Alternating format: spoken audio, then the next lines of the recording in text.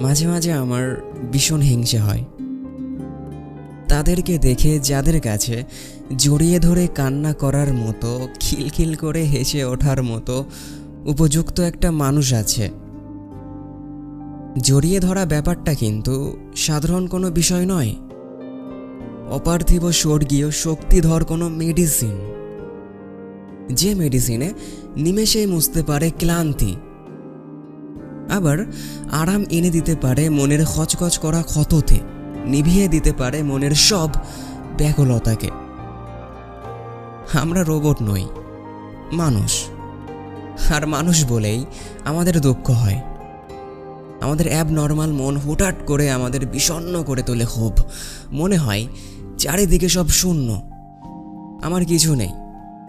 ঠিক ওই সময়ে নিরাপদ একটা বুকে সমস্ত দুঃখ অস্ত্রকোনায় কনভার্ট করে ছটাক কান্না করার পরে যে শান্তিটুকু উপলব্ধি হয় না, বিশ্বাস করো, ওই শান্তির ঠিকঠাক ব্যাখ্যা করা যায় না। প্রবল ঝড় বয়ে চলা একটা জীবন মুহূর্তেই এত শীতল হয়ে ওঠে যে নিজেকে মনে হয় যেন অবুঝ শিশু।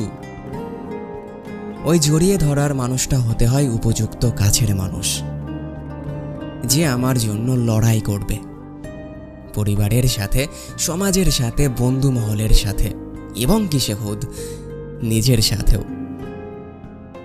নিজের অজান্তে সে বুকের গভীরে জায়গা দখল করে নেবে, গাল বেয়ে কফটা জল বুক ভিজিয়ে দেওয়ার আগে যে সবটুকু জল অকৃত্রিম প্রেম দিয়ে মুছে দেবে।